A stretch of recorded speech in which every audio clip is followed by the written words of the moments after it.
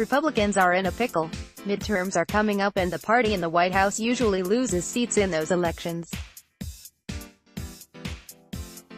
It doesn't help their chances that their guy Donald Trump frolics through fields holding hands with self-made Russian dictator and coincidental poisoner Vladimir Putin, who our own Justice Department believes attacked our mostly free elections and our true national monument, the Internet. If you're as old as I am, you'll recall that back in the 1980s, the whole Republican brand involved not trusting the Ruskies, and they were especially disappointed when Kevin Costner turned out to be one in No Way Out.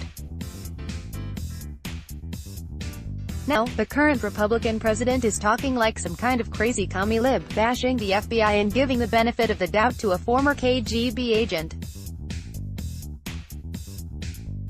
During an interview Sunday where he wore a hat with USA in big letters on it, presumably so someone could easily return him if he got lost on the field trip, Trump went so far as to call the European Union a foe of his country, which if you believe his head is supposedly the United States, not Russia.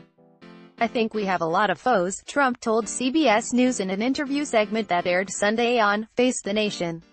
"I think the European Union is a foe, what they do to us in trade. Now you wouldn't think of the European Union, but they're a foe." The president added that, "Russia is a foe in certain respects. China is a foe economically, certainly they are a foe. But that doesn't mean they're bad. It doesn't mean anything. It means that they are competitive. They want to do well and we want to do well." Pressed as to why he first listed the EU as a foe, Trump responded, "No, I look at them all. Look, EU is very difficult. In a trade sense, they've really taken advantage of us, and many of those countries are in NATO and they weren't paying their bills." Trump is a businessman at heart, so maybe that's why he ranks taking advantage of the US in trade above attacking the very heart of our democracy. I don't know why he's so hacked off about countries in NATO not paying their bills, when Trump's notorious for stiffing people. You'd think they'd bond over their mutual assured deadbeatness. This all leaves Trump's fellow Republicans scrambling to rationalize the president's soft spot for a major geopolitical opponent that did more to us recently than Britain ever did, even when it inflicted Hugh Grant upon us. Republicans likely had no expectations of Trump behaving like a normal president from either party and expressing even mild annoyance that Russia, under Putin's direction, had hacked the Democratic National Committee during the 2016 campaign, as well as probing the election vendors and voter rolls of an unknown number of states.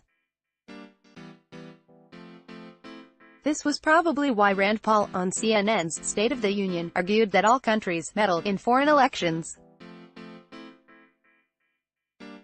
Yeah, it's not just the kleptocratic, authoritarian regime, we're all just a bunch of Snoopy. Gladys Kravitz is peeking into other countries' windows, and Putin's never going to admit anything anyway, so let's just end this whole witch hunt. Republicans used to hate this type of moral relativism, but they hate being out of power more. Trump, in fairness, did come out strongly to condemn the person he believed was truly responsible for the attacks on our elections, and presumably also the murders of Nicole Brown Simpson and Ron Goldman. Obama did try to warn Americans about Russia's actions, but demon in the shape of a turtle Mitch McConnell blocked his efforts. Maybe Obama could have done more, yeah, maybe, but Trump is president now unfortunately, so that's really his job. Instead, he viciously attacks actual Americans while on stage with Putin, whom he practically awards the Presidential Medal of Dreaminess.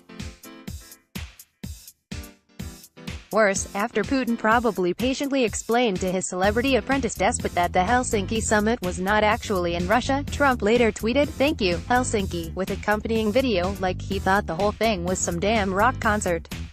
Republicans wish Obama was back in office because they at least have prepared treasonous un-American weakling remarks they could just recycle from, say, the time he went to a baseball game.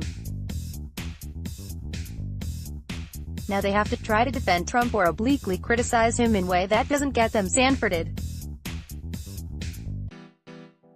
Lindsey Graham blisteringly called Obama a stubborn-headed, delusional, detached president because of the Iran nuclear deal, but now he placidly expresses disappointment with Trump as if he turned in a half-assed middle school essay, "How I Spent My Treasonous Helsinki Vacation."